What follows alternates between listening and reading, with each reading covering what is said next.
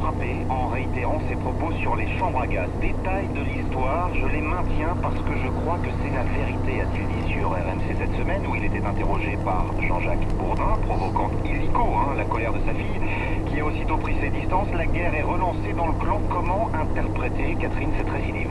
D'abord parce qu'on lui a posé la question. Ça n'était donc pas prémédité, mais il aurait pu voter en touche, vu que depuis 1987, la justice l'a condamné 19 fois pour ses propos, notamment provocation à la haine et à la violence raciale. Eh bien non, il a sauté sur l'occasion. C'est dans sa nature. Il est un provocateur, un punk, comme dit sa fille, ou même un imprécateur, comme il se définissait jadis, c'est-à-dire celui qui souhaite le malheur. Mais Jean-Marie Le Pen avait besoin de se faire entendre. Il souffre de ne plus être le chef, de constater que le parti qu'il a dirigé pendant 40 ans engrange des succès électoraux inédits qui ne sont pas les siens mais ceux de sa fille, qui a réussi à professionnaliser le Front National, en faire un parti crédible, respectable, dédiabolisé.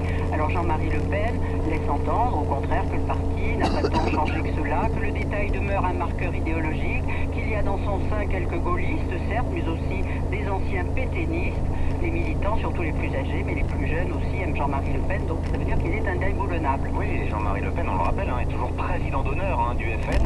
Sa dernière incartade remonte à juin dernier, où il avait moqué dans son journal de bord diffusé sur le site internet les artistes qui déclaraient leur opposition au Front National. S'agissant de Patrick Bruel, il avait parlé de fourner un mot, une allusion antisémite. Oui, d'où un concert de vandalisme. Le Pen avait d'abord refusé de reconnaître la connotation antisémite du propos paternel, estimant que le sens donné à ses propos relevait d'une interprétation malveillante, mais devant le tollé général, elle avait condamné une faute politique qui risquait de nuire à son parti, vous le voyez, plus une erreur de communication dont le Front National risquait de subir les conséquences qu'une faute morale.